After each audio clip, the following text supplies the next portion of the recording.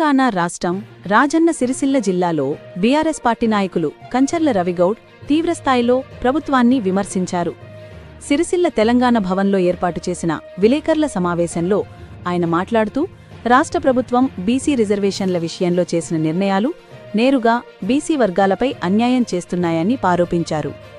ప్రతిపక్ష నాయకత్వంలో ఉన్నప్పుడు బీసీలకు 42% రిజర్వేషన్లు ఇస్తామని భారీ హామీలు ఇచ్చిన ప్రస్తుత ప్రభుత్వం అధికారంలోకి వచ్చిన తర్వాత ఆ హామీలను పూర్తిగా విస్మరించిందని రవిగౌడ్ మండిపడ్డారు.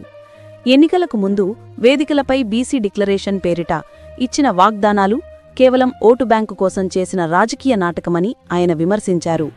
42% రిజర్వేషన్లు ఇస్తామని మాటిచ్చి ఇప్పుడు 17% తగ్గించటం బీసీ వర్గాలపై చేసిన పెద్ద మోసం.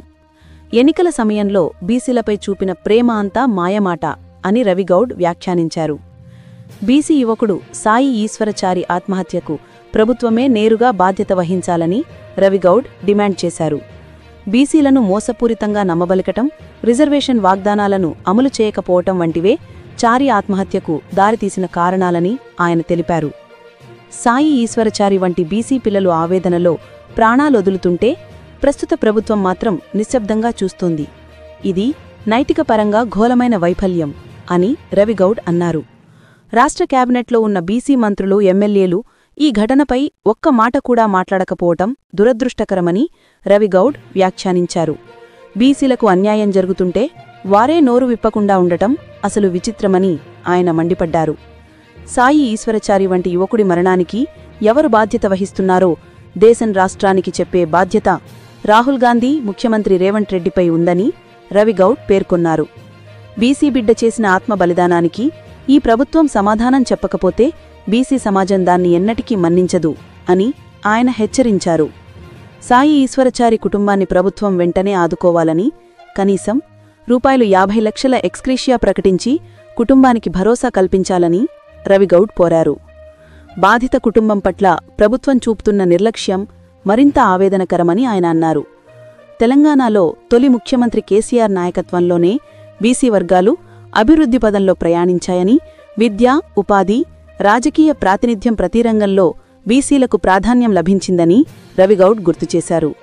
ప్రస్తుత ప్రభుత్వం బీసీ వర్గాలు శ్రేయస్సుపై పట్టించుకోకపోవటమే కాకుండా కామారెడ్డి బీసీ డిక్లరేషన్ను పూర్తిగా పక్కన పెట్టారని విమర్శించారు.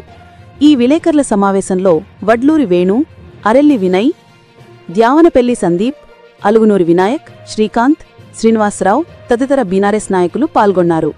స్ఫూర్తి ఇండియా న్యూస్ కోసం రాజన్న సిరిసిల్ల జిల్లా ప్రతినిధి మహేష్ అందించిన నివేదిక. స్టేట్యూన్ స్ఫూర్తి ఇండియా న్యూస్. ఇది సామాన్యుడి చేతిలో అస్త్రం. మన ఛానల్ను సబ్స్క్రైబ్ చేయటం మర్చిపోవద్దు.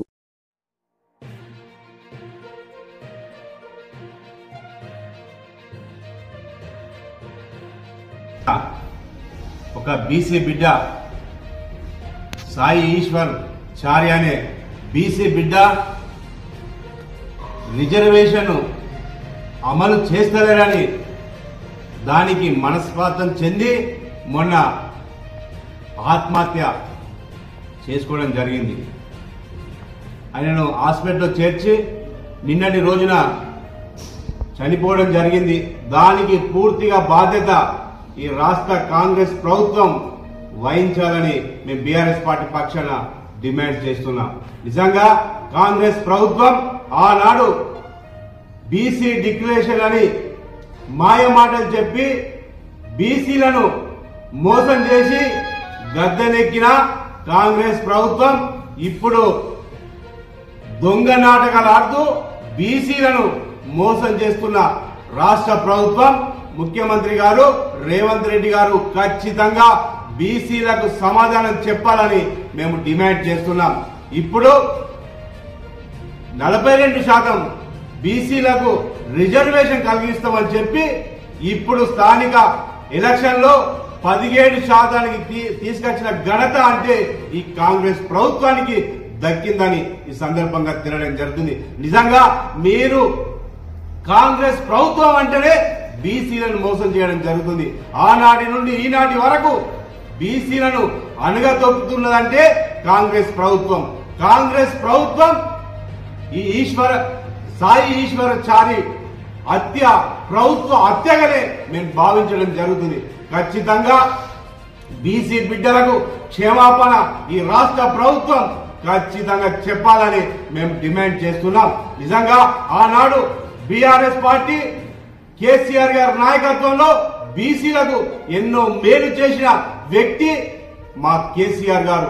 కేసీఆర్ గారు ఆనాడు రాష్ట్ర ప్రభుత్వం కేసీఆర్ గారి నాయకత్వంలో ఎన్నో అభివృద్ధి పనులు బీసీలకు మేలు చేసిన వ్యక్తి మా కేసీఆర్ గారు.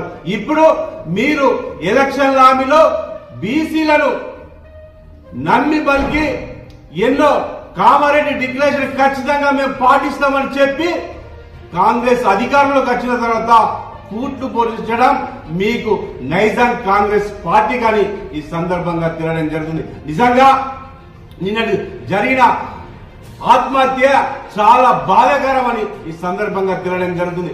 ఈనాడు మన మీ క్యాబినెట్ ఉన్న మంత్రులు, బీసీ మంత్రులు, బీసీ ఎమ్మెల్యేలు ఎందుకు మాట్లాడడం లేదని ఈ సందర్భంగా మేము సూటిగా ప్రశ్నించడం జరుగుతుంది. నిజంగా ఈ హత్య అంటే ఆత్మహత్య ఖచ్చితంగా ప్రభుత్వ హత్యగానే మేము భావించడం జరుగుతుంది. బీసీలను మోసం చేసిన చరిత్ర అంటే మన కాంగ్రెస్ పార్టీది, కాంగ్రెస్ ప్రభుత్వందని